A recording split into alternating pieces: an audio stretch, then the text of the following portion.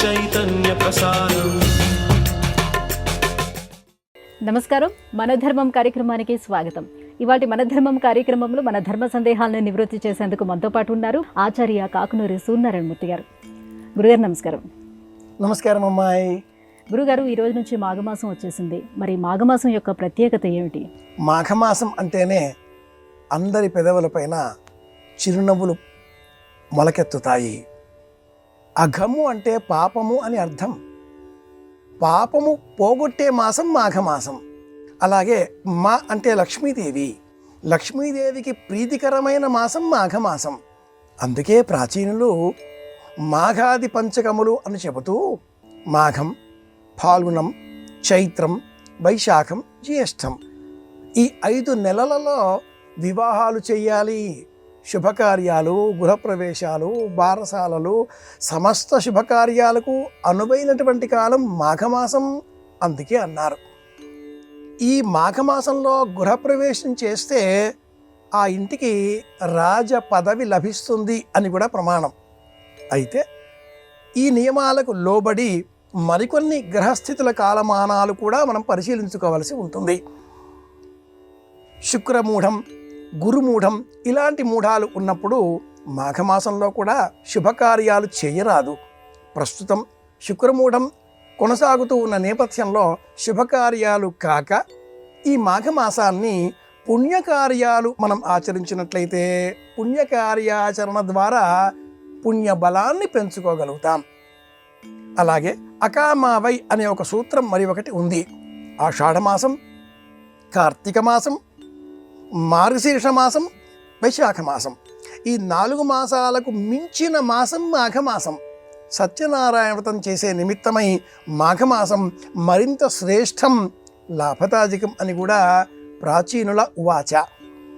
ఈ సూత్రాన్ని అనుసరించి విశేషంగా ఈ సత్యనారాయణ వ్రతంతో పాటుగా శివాభిషేకాలు, జపాలు, దీర్ఘకాలికంగా ఇబ్బంది పెడుతున్న గ్రహాలకు సంబంధించిన మంత్ర జపాలు, దానాలు ఇవన్నీ కూడా మాఘమాసంలో పుణ్య బలాన్ని పెంచేవి అవుతాయి. మాఘమాసం ప్రత్యేకంగా పుణ్యక్షేత్ర సందర్శన కోసం కూడా చెప్పబడినటువంటి మాసం. ఈ పుణ్యక్షేత్ర సందర్శన నిమిత్తమై శుక్ర గురుమూఢాల అడ్డంకులు అడ్డం కావు. కాబట్టి ఏదైనా పుణ్యక్షేత్రాలకు వెళ్ళాలి అనేటటువంటి సంకల్పం కలవారు, తీర్థయాత్రలు చేద్దాం అనేటటువంటి ఊహ కలవారు ఈ మాఘమాసంలో అందుకోసమై ఏర్పాటు చేసుకోవడం తప్పక మేలు కలిగించే అంశం అవుతుంది. గురుగారు, మాఘమాసంలో స్నాన విధులకు ఎంతో ప్రత్యేకత ఉంది. మాఘ స్నానం అంటే ఏమిటి? ఎలాంటి ఫలితాలు ఉంటాయి? నిజమే, మాఘ స్నానం సముద్ర స్నానం చేయవలసినటువంటి మాసం ఈ మాఘమాసం. సముద్రం పక్కనే ఉంది కదా అని తరచుగా వీడి స్నానం చేయకూడదు. ఒక నెల అంతా కూడా స్నానం చేయవచ్చును అని ప్రాచీనులు అంగీకరించిన మాసం మాఘమాసం.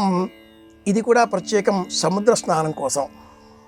మాఘ స్నానాలు అన్న పేరిట సనాతన సంప్రదాయం స్కంద పురాణంలో విశేషంగా ఒక అధ్యాయాన్నే మనకు అందించింది. మాఘపురాణం అన్న పేరిట మనకు లభించే ఉపపురాణం స్కంద పురాణాంతర్గతమైనదే. ఇందులో స్కాందములో ప్రత్యేకంగా స్నానం అన్న ప్రకరణంలో షడ్విధ స్నానాలు, మాంత్రం, భౌమం, తథాగ్నేయం, వాయువ్యం, దివ్యమేవచ ఇలాంటి స్నానాలతో పాటుగా షోడశవిధ స్నానాలు 16 విధానాలలో కూడా స్నానాలు ఎలా చేయాలో శాస్త్రం ప్రత్యేకంగా ఈ మాఘమాస సందర్భంగా చెప్పబడే ప్రత్యేక నియమాలలో చెప్పబడి ఉండడం ఒక విశేషంగా మనం గ్రహించాలి. శరీరం అంతా కూడా ఒక బిగుసుకుపోయే తత్వాన్ని మనం గమనిస్తూ ఉంటాం. ఈ బిగుసుకుపోయే తత్వాన్ని తొలగించుకోవడం కోసం, తగ్గిపోతున్న వేడిని పెంచుకోవడం కోసం ఈ మాసంలో సూర్య సంబంధమైన కిరణాలను మనం స్వీకరించాలి. కాబట్టి రథసప్తమి కూడా ఈ మాఘమాసంలోనే వస్తుంది కనుక సూర్య స్నానం, ఆతప స్నానం, సూర్యకాంతి దేహమంతా కూడా సోకే విధంగా మనం ఎండకి నిలబడితే అది కూడా స్నానమే. శరీరానికి బురద రాచుకుని కాసేపు అయ్యాక ఆ బురద గట్టి పడ్డాక చన్నీటితో స్నానం చేస్తే ఇది మృత్తికా స్నానం అవుతుంది. మృత్తికే హనమే పాపం యన్మయా దుష్కృతం కృతం. సూర్యోదయ సూర్యాస్తమయ కాలాలలో ఆవు కాలి గిట్టల కింద ఉండే ధూళి శరీరం అంతా కూడా అలదుకుంటే కూడా స్నానం. భస్మ స్నానం ఇలా అనేక విధానాలుగా స్నానాల గురించి ప్రస్తావనలు మనం స్కాందములో చూడవచ్చు. ఇందులో మాఘమాసములో సముద్ర స్నానం చేసిన ఎడల ఆ సముద్రుని యొక్క అనుగ్రహం సంపూర్ణంగా మనకు లభిస్తుంది. సముద్రంలో వచ్చేటటువంటి వివిధ ఖనిజ లవణాలతో కూడుకున్న ఆ జలములు ఈ దేహానికి సమశీతోష్ణ స్థితిని కల్పిస్తాయి. మన ప్రకృతి ఈ సమశీతోష్ణ గుణాదులపైన ఆధారపడి ఉంటుంది. పంచతన్మాత్రలు, పంచకర్మేంద్రియములు, పంచ జ్ఞానేంద్రియములు, పాంచభౌతిక ప్రపంచము, ప్రకృతి, మాయ, ఈ అన్నింటినీ కలుపుకున్నప్పుడు 25 గుణములు అవుతాయి. వీటికి సంబంధించిన శుద్ధి తత్వాన్ని మనం పెంచుకోవాలి అంటే మాఘమాసంలో చేసే స్నాన సమయంలో గోవిందేతి సదా స్నానం, గోవిందేతి సదా జపం, గోవిందేతి సదా ధ్యానం, సదా శ్రీ గోవింద కీర్తనం. సముద్రం మన ఇంటి వద్ద లేదు కాబట్టి మరి ఎలా స్నానం చేయాలి, ఏ విధంగానూ అనుకుంటే ఇంటిలో చేసే సమయంలో కూడా స్నానాదిగాదులు ఎప్పుడు ఆచరించినా కూడా గోవింద గోవింద గోవింద అంటూ స్నానం చేసినట్లయితే మంచి ప్రయోజనం చేకూరుతుంది. ఇది తాత్పర్యం.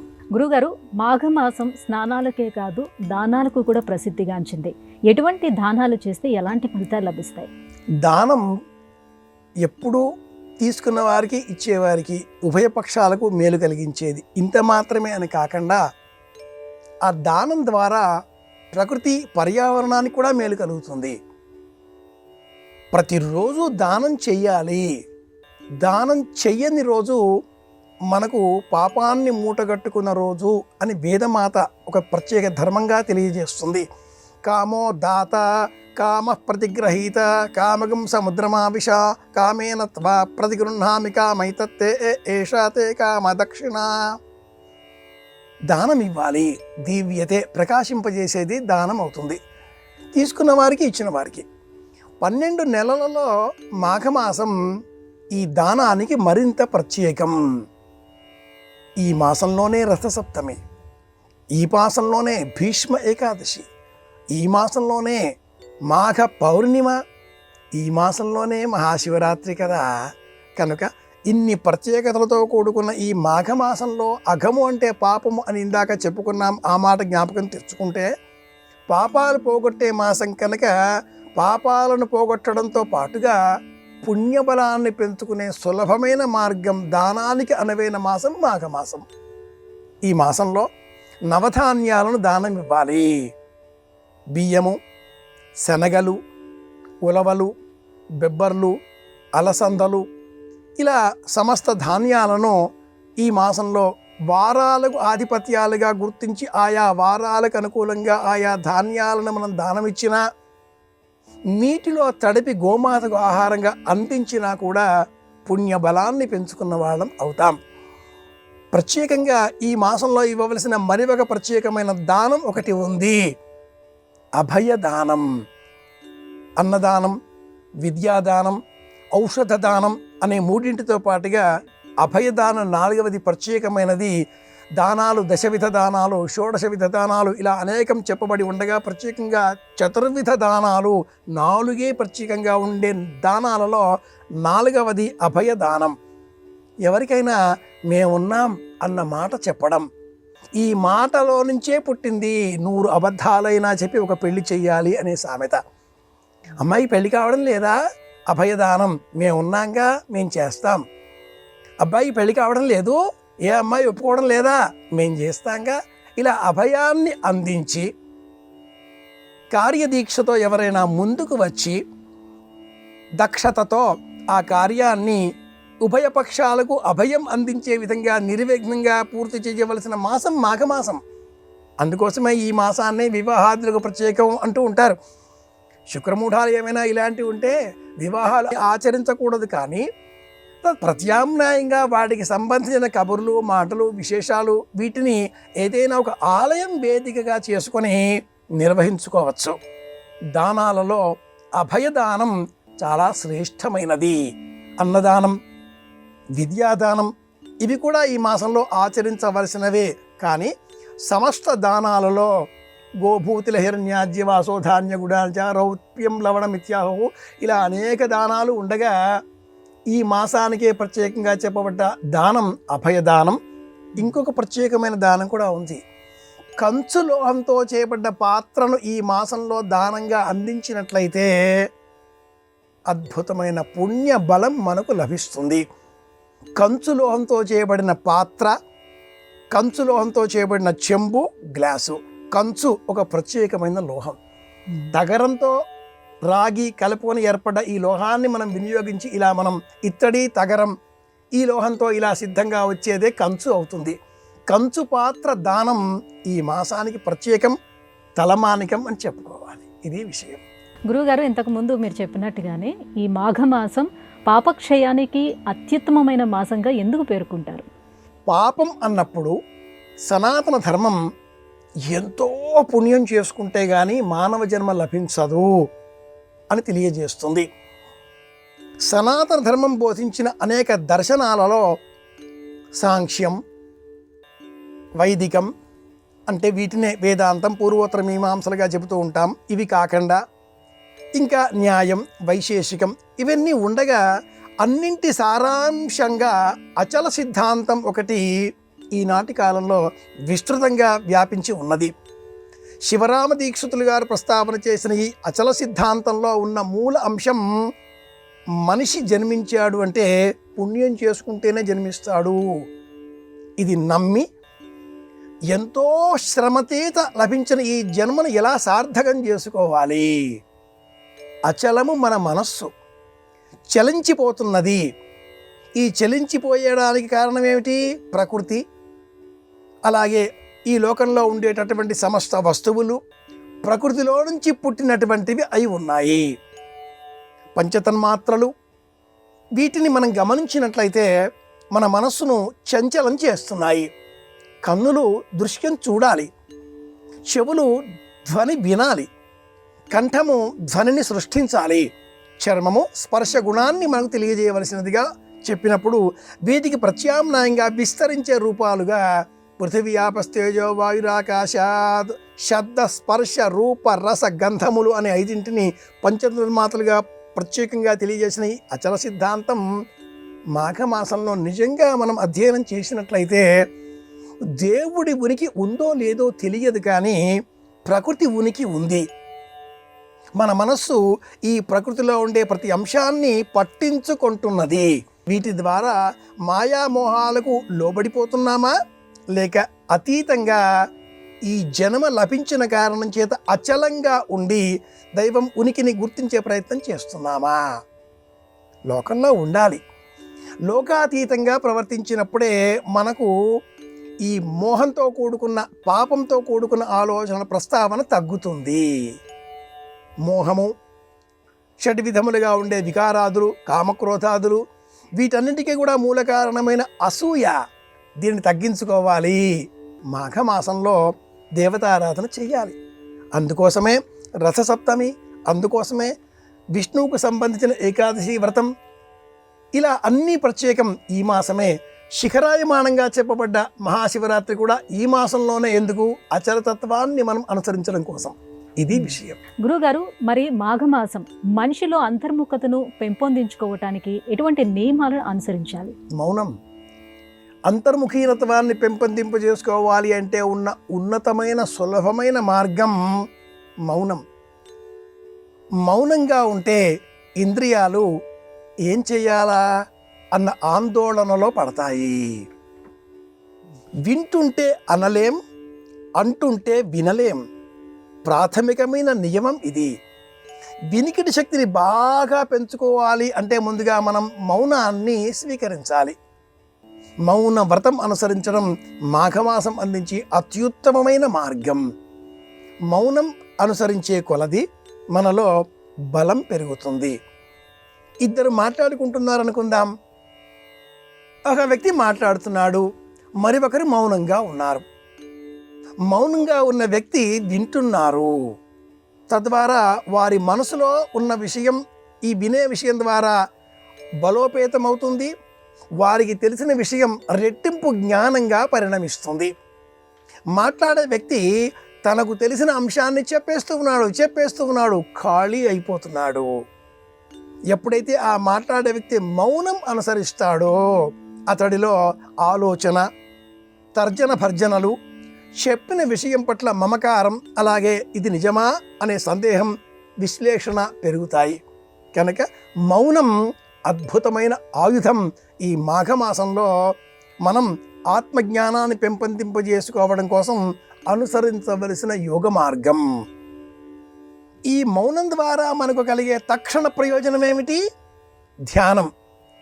ధ్యానం చేస్తే ఏకాగ్రత, ఏకాగ్రత ద్వారా మనోబలం, మనోబలం ద్వారా సమాజంలో మనం చెప్పే మాటను అందరూ వింటారు అనేటటువంటి స్థిర నిశ్చయం, దృఢశక్తి, ఆత్మబలం, ఇలా ఒకదానితో మరి ఒకటి అనుసంధింపబడి ఉన్నాయి. కనుకనే ప్రాచీనులు మౌనంగా ఉండండి అన్నారు. ఎంత మనం మౌనంగా ఉంటే ఇంద్రియాలు అంత ఆందోళనలో పడి వాటికి సంబంధించిన విధులను మర్చిపోయి నిస్తేజమై మనస్సుకు బలాన్ని చేకూరుస్తాయి. దానితో కూర్చునేటటువంటి తత్వం అలవడుతుంది. మౌనంగా ఉంటే ప్రపంచాన్ని శాసించేటటువంటి శక్తి మనకు వస్తుంది. 12 నెలలలో మౌన సాధన చేయవలసినటువంటి నెల మాఘమాసం కనుకనే మహాశివరాత్రి ఈ మాసంలోనే అన్నారు పెద్దలు.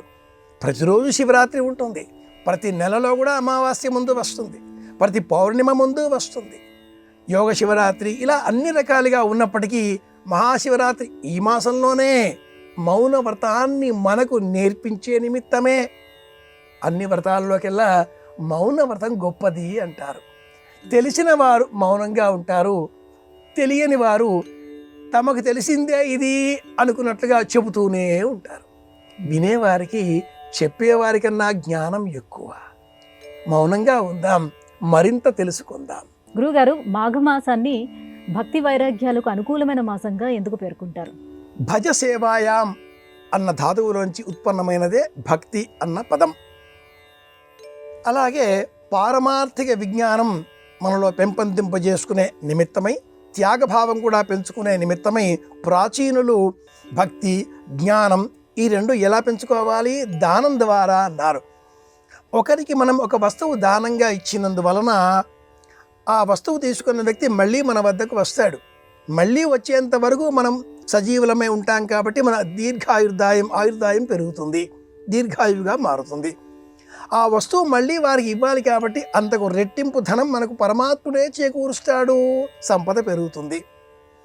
దీని ద్వారా భక్తి, ఏ పని చేస్తున్నామో ఆ పని మీద సంపూర్ణమైన విశ్వాసం కలిగి ఉండడమే భక్తి. భగవంతుడి విగ్రహాన్ని పెట్టుకుని దీపాలు వెలిగించి దీపాలు, నైవేద్యాలు, అగరొత్తులు, కొబ్బరికాయలు వీటి ద్వారా వచ్చేది భక్తి కాదు. చేసే పని మీద ఆసక్తి, విశ్వాసం, శ్రద్ధ, దీనికే భక్తి అని పేరు. ఎక్కడ భక్తి ఉంటుందో అక్కడ జ అంటే పుట్టడం, జ్ఞ అంటే తెలుసుకోవడం, సంజ్ఞానం, విజ్ఞానం, ప్రజ్ఞానం, వైదిక మార్గాన్ని అనుసరించి జ్ఞానోపవృద్ధి ఇలా కలుగుతుంది. జ్ఞానాన్ని పెంచుకోవాలి, భక్తి ద్వారా సాధ్యం. భక్తి అంటే విశ్వాసం. ఇది ఎలా ఏర్పడుతుంది? దానం ద్వారా. ఎప్పుడు చేయాలి? ఎప్పుడు ఆరంభించాలి? మాఘమాసం కాబట్టే ఈ మాసానికి శ్రద్ధ, నియమాలు, అనుసరణ, ఆచరణ, ఓపిక అన్నింటికీ కలగలిపినటువంటి మాసం ఈ మాసం అని అందుకే అన్నారు. గురుగారు, ఈ మాఘమాసంలో గంగా, గోదావరి వంటి జీవనదులను జీవన్ముక్తిదాయినులుగా ఎందుకు పేర్కొంటారు? వీటి విషయంలో మనం పాటించవలసినటువంటి నియమాలేంటి? శరీరంలో నీరుంది. ఈ నీరు 70% పైగా. దేశం మొత్తం మీద జీవనదులుగా గంగా, గోదావరి, కృష్ణ, కావేరి అనేక నదులు ఉన్నాయి. ప్రపంచంలో అత్యధికంగా నదులు సజీవంగా ప్రవహించే దేశం భారతదేశం. ఇక్కడ నదులు, నీళ్లు ఉన్నాయి కాబట్టే సంస్కృతి, నాగరికత, సంప్రదాయం, సనాతన ధర్మం ఇవన్నీ కూడా ఇక్కడ వేళ్ళూనుకున్నాయి. ఈ నదులన్నీ సముద్రంలో కలుస్తున్నాయి. ఊరికే కాదుగా, ప్రవహించే ఆ వేగంతో పాటు వివిధ ప్రాంతాలలో నదులు ప్రవహించే ఆ సమయంలో అక్కడ ఉండేటటువంటి మట్టి, శిలలు, చెట్లు ఆ చెట్లను ఒరుసుకొని వాటి ద్వారా వచ్చే రసాయన ద్రవ్యాలను కలుపుకొని శక్తివంతంగా మారి ఔషధీయుక్తమై ఈ నదులన్నీ సముద్రుడిలో లీనమవుతున్నాయి. దేహంలో కూడా 70% ఉండే నీరు వివిధ అవయవాల్లో ప్రవహిస్తూ ఈ దేహాన్ని శక్తివంతం చెయ్యాలి. అంతర్ముఖీనం పొందినప్పుడు, మౌనాన్ని అనుసరించినప్పుడు ఈ దేహంలో ఉండే ప్రవహించే ఆ రక్త ప్రసారణ వేగం, రక్త ప్రసరిత వేగం కూడా మనకు తెలిసి వస్తుంది. అంత మాత్రమే కాకుండా శరీరంలో శిరలు, ధమనులు ప్రవహించే ఆ వేగం కూడా మనం గమనించగలుగుతాం.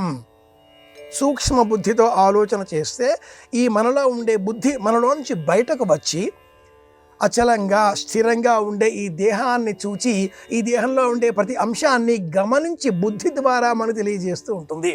మనస్సు, బుద్ధి, చిత్తము, అంతఃకరణము అనే 4 ద్వారా దేహంలో ఉండే సమస్త చర్యలను మనం గమనించగలుగుతాం. ఇది ఎలాగో అంతర్వాహినులుగా ఉండే ఈ జీవనదుల ద్వారా సంస్కృతి, సభ్యతలు ఒక ప్రాంతం నుంచి మరో ప్రాంతానికి ఇలా విస్తృతమై మనకు జ్ఞానాన్ని అందించేవిగా మారుతున్నాయి.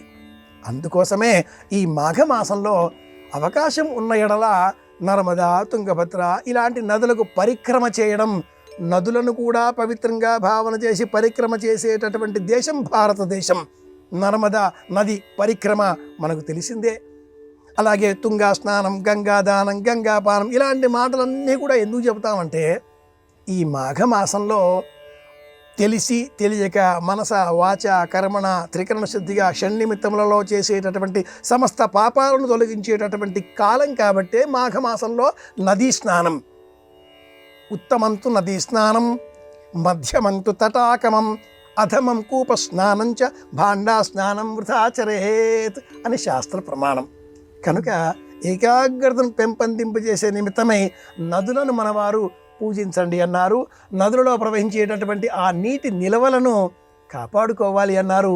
కాలుష్య నియంత్రణకు మనం ఈ విధంగా కూడా తోడ్పడాలి. నీటి విలువను తెలుసుకోవలసిన మాసం మాఘమాసం. కాబట్టి తెలిసి తెలియక అనేక విధములుగా మనం పర్యావరణ కాలుష్యానికి దోహదపడుతున్నాం. కాలుష్య నివారణ, నియంత్రణ చర్యలు చేపట్టవలసిన మనమంతా కూడా మరచిపోయి కాలుష్య కారకమైనటువంటి పనులను చేపడుతున్నాం. భక్తి ఒక ఉద్యమమే, కానీ ఆ భక్తి అనేది మన ఇంటికి మాత్రమే పరిమితం కావాలి. మన దేహంలో కలిగే మార్పులను గమనించే నిమిత్తమై అంతర్ముఖీనత్వం పెంపొందింపజేసుకోవలసిన ఈ మాఘమాసంలో పాటించవలసిన ప్రధానమైన నియమం ఇదే. ఇంద్రియాలపైన నియంత్రణ మౌనం ద్వారా సాధించవచ్చు. భగవంతుడికి మనకు ఉండే అనుబంధాన్ని గమనించడం, అచల మార్గాన్ని అనుసరించడం ద్వారా తెలుసుకోవచ్చు. నీటిని సంరక్షించే చర్యలు చేపట్టడం, పర్యావరణ కాలుష్యానికి మనం తోడ్పడకుండా నివారణ చర్యలుగా భావించవచ్చు. ఇలాంటివన్నీ మంచి మార్గాలుగా తెలుసుకొని అనుసరించవలసిన మాసమే మాఘమాసం. ఇది విషయం. గురువుగారు, ఇవాళ మన ధర్మం కార్యక్రమంలో మాకు వచ్చినటువంటి ధర్మ సందేహాలన్నీ కూడా నివృత్తి చేసినందుకు ధన్యవాదాలండి. కృష్ణార్పణం. ఇది ఇవాల్టి మన ధర్మం కార్యక్రమం. రేపు మన ధర్మం కార్యక్రమంలో మళ్ళీ కలుసుకుందాం. నమస్కారం. ఈ కార్యక్రమాన్ని తిరిగి చూడాలనుకుంటే www.youtube.com/ETV Life Spiritual లో చూడవచ్చు.